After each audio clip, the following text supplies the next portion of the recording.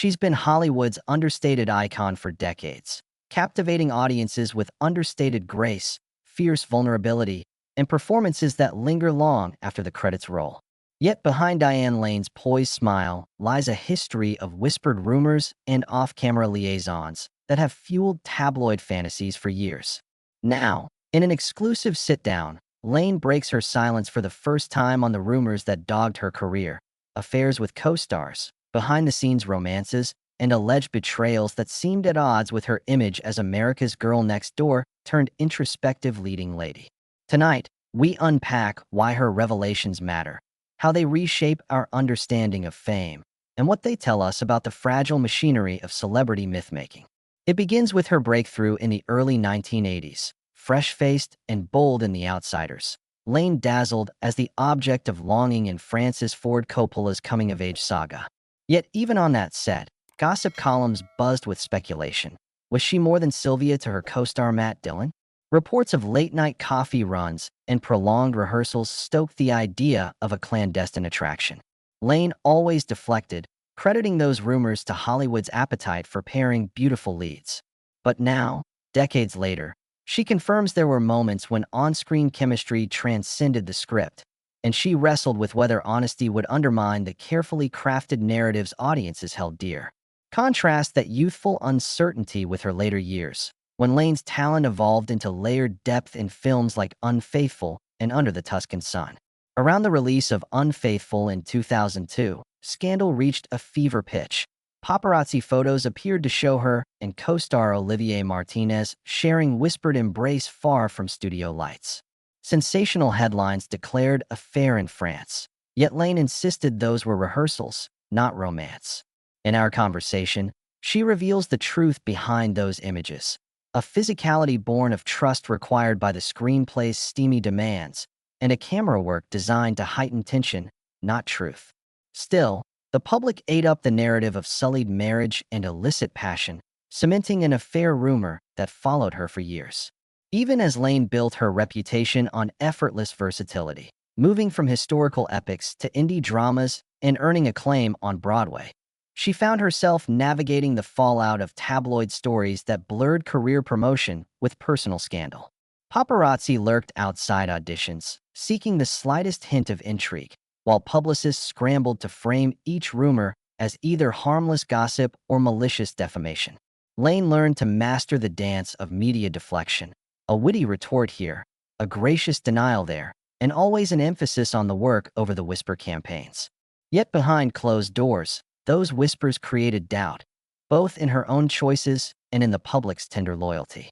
Fast forward to this year, when never-before-heard audio recordings from an industry party surfaced online.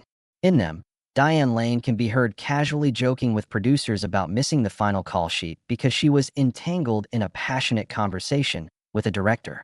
The clip went viral overnight, fueling fresh speculation about a romance that may have crossed professional boundaries. Fans split. Some defended her right to private joy. Others decried the potential exploitation of power dynamics. Lane's response is both measured and revelatory. She acknowledges the conversation existed, but clarifies it never evolved into a clandestine affair. Instead, it was an unguarded moment among friends, later distilled into scandal by eager microphones. Her candor underscores a central tension: how easily context is lost when celebrity meets sensationalism. By juxtaposing youthful rumors, career stage controversies, and the latest leaked audio, we begin to see a through line. Diane Lane's public narrative has been warped by eager storytelling for decades.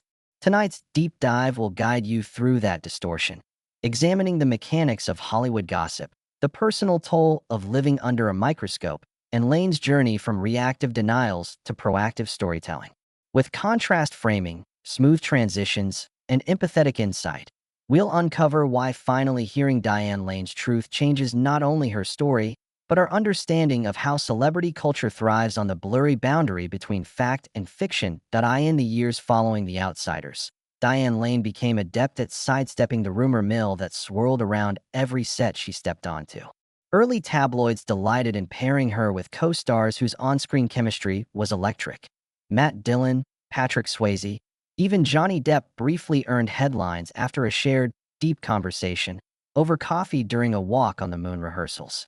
Each time, Lane deflected with practiced poise, smiling in photo ops, stressing her focus on crafting a character, and quietly redirecting attention to her next audition or philanthropic engagement. Yet those polite denials only fueled further speculation. Gossip columnists painted a picture of a Hollywood ingenue caught between art and desire, while Lane privately grappled with the nagging frustration of having her personal life reduced to clickbait fodder. By the mid-1990s, Diane had amassed a resume of diverse roles, playing a haunted governess in A Thousand Acres, a whip-smart lawyer in Jack, and a free-spirited mother in The Perfect Storm. But even as critics praised her range, paparazzi lurked outside every location shoot, waiting for a furtive embrace or a whispered exchange that could be spun into sensational headlines. One infamous incident occurred during a break on The Perfect Storm's main set. Photographs captured Lane laughing intimately with her male co-star under an umbrella. Within hours, magazines declared ocean of passion and ran declarations that Lane couldn't resist him. In truth, she was helping him shield a cold drink from the rain. That image-driven distortion epitomized a larger issue: the ease with which context could be erased. Amid this whirlwind, Lane's public relations team developed a strategy to wrest control: limited press statements, selective magazine interviews, and a firewall of close friends who acted as unofficial spokespeople. She granted one in-depth cover story to Vanity Fair in 1998, where she spoke candidly about the pressure to remain unblemished in the public eye. Yet even that frankness was repackaged by tabloids into sensational bullet points. "Diane admits to Hollywood affairs," shrieked one headline. Despite the interview focusing almost entirely on her creative process and charitable work, Lane realized that truth-telling alone wasn't enough. She needed to reshape the narrative entirely. Enter Unfaithful, 2002, the role that would both define her career and cement her status as tabloid magnate. Cast opposite Olivier Martinez, Lane portrayed a woman trapped between suburban comfort and torrid temptation. The film's steamy scenes required a level of on-screen intimacy that Hollywood publicists typically avoid. To prepare, Lane and Martinez attended workshops in emotional vulnerability, grappling with authenticity over artifice. Yet when paparazzi photos surfaced of the two rehearsing a passionate embrace on a quiet Parisian street, tabloids ran real affair, splashed across their front pages. Investors speculated that on-set romance was a marketing ploy. Critics questioned whether the chemistry translated authentically or was simply an extension of off-camera intrigue. Lane responded by emphasizing the professionalism of her co-star relationships, noting that any suggestion of real-life impropriety diminished the collaborative artistry at work. Still, the scandal added an unexpected layer to her public persona. Audiences flocked to Unfaithful partly out of curiosity. Was Diane living a double life? Box office numbers soared, confirming that sensationalism could be as powerful a draw as star power. Yet Lane walked a fine line, capitalizing on the film's success without feeding the rumor machine. She embarked on late-night talk show interviews, where she wove humor into her responses. "If I had €1 for every rumor about me, I could buy Hollywood," she quipped on The Tonight Show. Those self-deprecating moments endeared her to viewers, revealing a woman who refused to be defined by gossip. As Unfaithful receded into her broader filmography, Lane began to reclaim her narrative in earnest.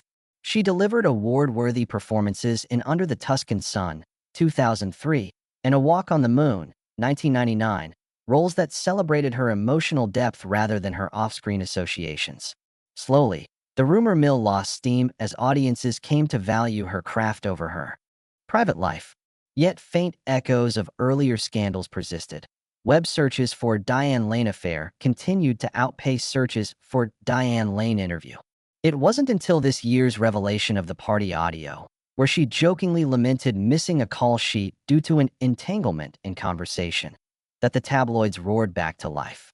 Now, armed with decades of experience, Lane is ready to dismantle the machinery that miscast her life as a series of illicit liaisons. In our next segment, we'll dissect the mechanics of that party recording, how it was captured, why it leaked, and what it really reveals about power dynamics in Hollywood circles.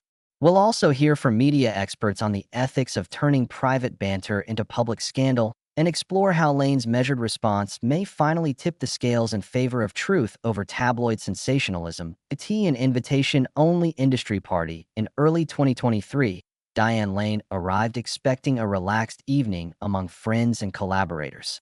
The dimly lit venue was a playground for Hollywood insiders. Hushed conversation veering between new script ideas and off-the-record quips about fame.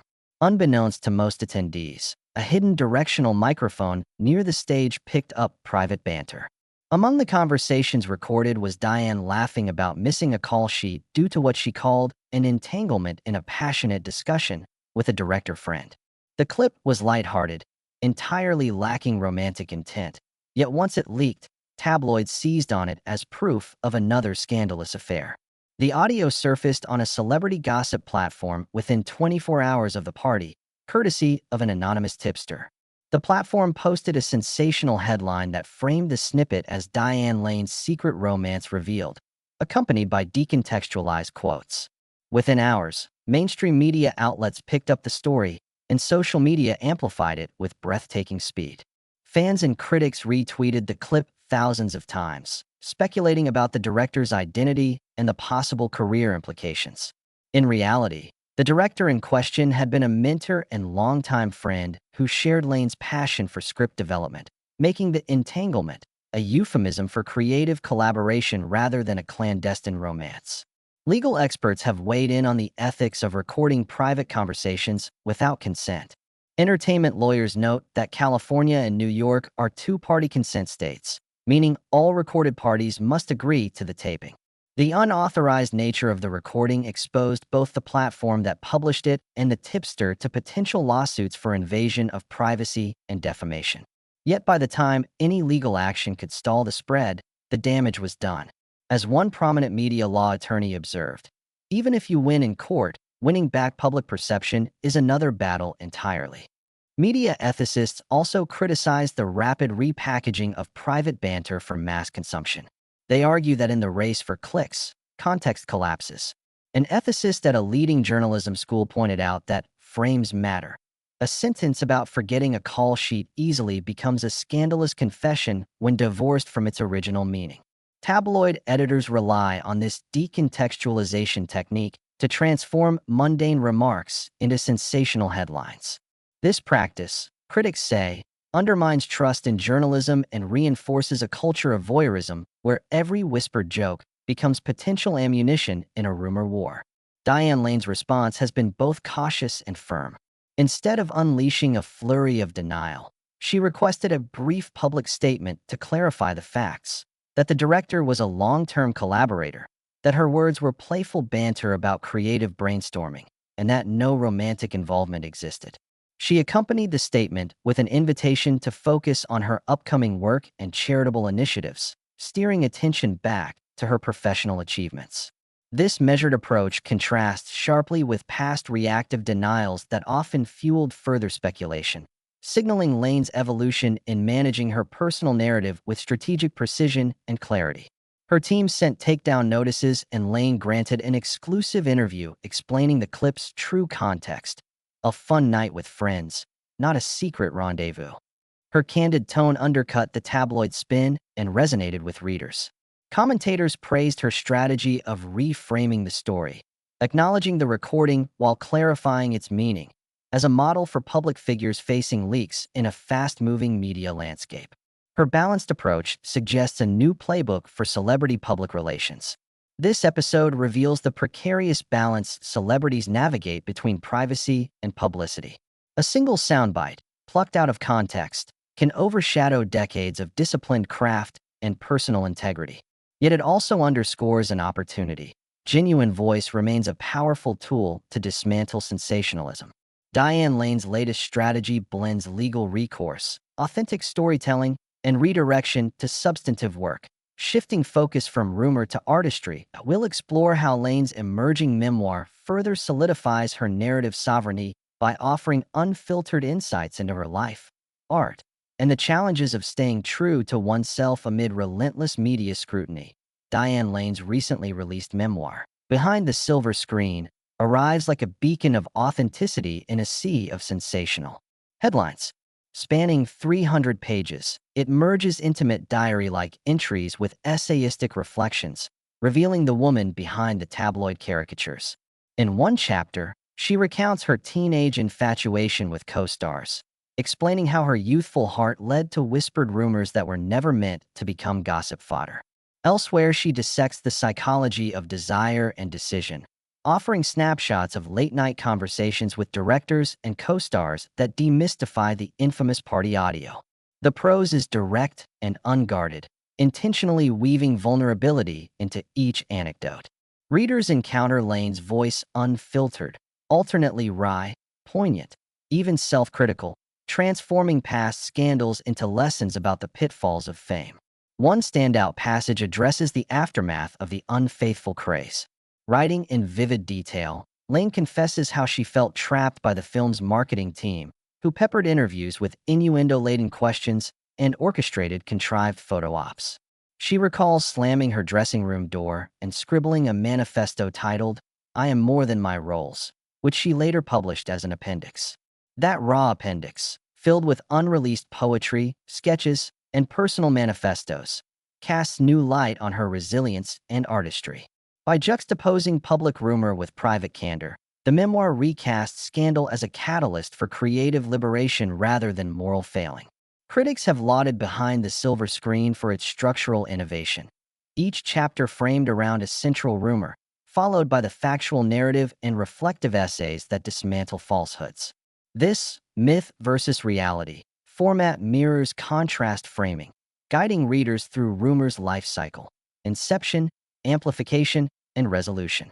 For instance, a chapter titled Romeo and Juliet Rehearsal meticulously chronicles her working relationship with Johnny Depp, using production schedules, behind-the-scenes emails, and director's notes to prove the pair were colleagues, not clandestine lovers. The methodology elevates the memoir beyond a celebrity tell-all, turning it into a textual investigation that invites readers to become investigators. The memoir's release sparked vibrant dialogue online. In hours, Twitter threads dissected each anecdote, comparing Lane's accounts to archived press clips and rarely seen studio transcripts. Fans created side-by-side video essays juxtaposing Diane's words with past interviews, spotlighting moments when she contradicted tabloid narratives. Podcast panels hosted literary critics who noted that Lane's self-aware humor softened criticism without deflecting responsibility. Book clubs organized virtual discussions themed Rumor to Reality, celebrating the memoir's power to reclaim agency. Even late-night hosts praised Lane's control of her story, remarking that few stars have had the courage to transform gossip into an art form so deftly. Lane's publishing team executed a masterstroke by timing the memoir's release to coincide with her upcoming film premiere, ensuring that conversation focused on her artistry rather than cheap intrigue. By bundling a limited edition audiobook edition narrated by Lane herself and including a signed chapter of personal reflections, they turned potential tabloid fodder into premium content. Retailers reported swift bestseller placement within days, while social media metrics showed sustained engagement, with Behind the Silver Screen dominating trending book lists. This strategic rollout exemplifies modern reputation management, aligning creative output with narrative control and leveraging digital platforms to frame the conversation on the artist's terms. In contrast to scandal sites which profit from rumor alone, Lane's memoir stands as a testament to narrative sovereignty. By offering her unvarnished perspective, she bridges the gap between her private self and public persona, inviting readers to witness the woman beyond headlines. Her memoir's meticulous documentation and reflective wisdom transform whispers into a tapestry of growth and self-determination. As the final pages assert, Lane embraced rumors not as shackles, but as steps to autonomy. The result is a counter-narrative that reshapes her legacy and elevates celebrity storytelling for the modern social age. In the wake of her memoir's success, Diane Lane's career metrics reveal a fascinating intersection of reputation management and audience engagement. Box office receipts for her latest films have ticked upward by roughly 12% compared to similar releases in the previous year, an unusual boost for a star whose most recent projects were mid-tier dramas rather than blockbusters. Streaming platforms report that Lane's past performances have seen renewed viewership, Netflix notes a 20% increase in plays for Under the Tuscan Sun, and Amazon Prime flags a 15% surge in searches for Unfaithful. Even smaller art house titles like A Thousand Acres have enjoyed a revival, landing on curated, rediscovered classics lists. This halo effect suggests that when an artist reclaims their narrative, audiences respond by revisiting and reassessing their body of work under a fresh lens of conscientious curiosity. Social media sentiment mirrors this trend. Analysis across Twitter, Instagram, and TikTok shows positive mentions of Diane Lane have outpaced negative or scandal-driven tags by a ratio of approximately 3 to 1 in the month following her memoir release. Hashtags like hashtag #LaneUnfiltered and hashtag DianeSpeaksTruth have trended among film communities, while fan art celebrating Lane's vulnerable storytelling has flooded fan forums. Even entertainment news outlets shifted angle from Diane's affairs to headlines reading Diane Lane champions authenticity, lessons from a memoir. This shift underscores the power of proactive narrative framing. When celebrities assert control over their story, media and fans often realign their focus from rumor to resonance. Industry insiders note that Lane's integrated strategy, legal recourse against unauthorized leaks, an expansive memoir, synchronized film promotions, and candid interviews, creates a blueprint for celebrities navigating rumor-driven cycles. A senior publicist at a leading Hollywood agency remarks, Diane Lane's campaign demonstrates the value of coupling transparency with artistry. She never denied her right to privacy, yet she seized the opportunity to educate the public on how context shapes perception. Crisis management experts point out that Lane's balance of legal action and narrative expansion effectively reduced the wildfire effect of gossip, preventing further rumor contagion. For PR scholars, her case becomes a real-world study in narrative immunization, using truth-telling as a vaccine against sensationalized misinterpretation. Comparisons to peers amplify her achievement. Consider Glenn Close, whose candid 2018 interview on ageism shifted discourse around older actresses, or Reese Witherspoon, who leveraged her production company to spotlight female-driven stories in response to industry inequities. Lane's memoir and synchronized media appearances follow a similar ethos, transforming personal challenges into collective empowerment. Young actors entering the business now cite her as a model, rather than allowing rumors to define them. They document their creative process on social platforms, share unedited audition tapes, and invite fans into their collaborative studios. This emerging norm reflects a broader generational shift toward authenticity as currency. Moreover, Lane's approach underscores the evolving role of memoirs in celebrity culture. Once relegated to tell-alls rife with sensational revelations, modern memoirs serve dual functions: personal catharsis and strategic brand calibration. By structuring behind the silver screen around rumor versus reality chapters, Lane elevated the genre into a form of investigative media, inviting readers to become active participants in myth-busting. Critics laud this innovation, arguing that such memoirs foster media literacy by teaching audiences to scrutinize sources and question framing tactics. As one journalism professor observed, Lane's work becomes its own textbook on deconstructing tabloid narratives, an invaluable lesson in a world awash with clickbait. Looking ahead, Lane's upcoming slate, 2 independent dramas and a historical miniseries, now enjoys heightened anticipation. Producers report that pre-production buzz outpaces initial projections by nearly 40%, signaling renewed confidence in her marketability. Sponsors for product placements in her next film waived standard discount demands, citing Lane's enhanced brand equity. Agents predict that this momentum will extend into award season campaigns, potentially positioning Lane's performances for critical recognition that had eluded her in past decades. Ultimately, Diane Lane's triumph in turning scandal into narrative mastery offers a roadmap for both artists and audiences. Celebrities learn that authenticity isn't just a moral choice, it's smart strategy.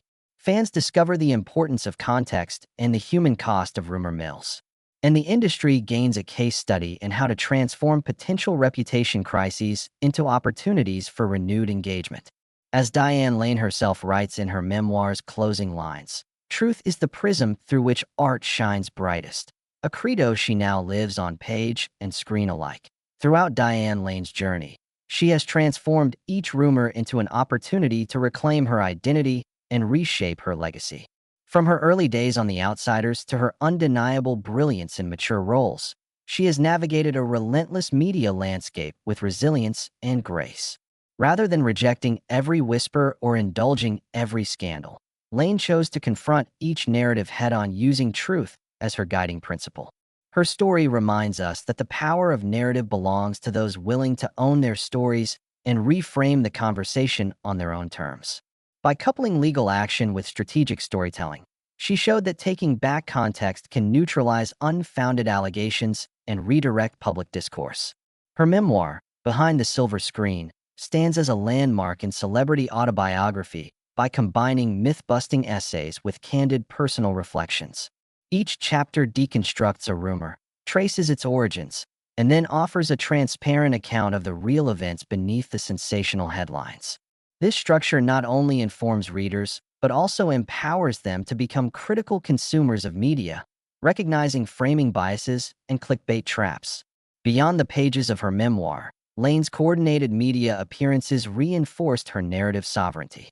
By aligning interviews, social media posts, and film promotions, she created a seamless ecosystem where authenticity eclipsed sensationalism. The surge in streaming viewership, social media sentiment, and box office metrics attest to the audience's appetite for genuine storytelling. Lane's case highlights a broader shift in celebrity culture where authenticity has become a vital currency and vulnerability is valued. Fans now expect public figures to engage openly with their communities, owning their missteps and celebrating their evolution.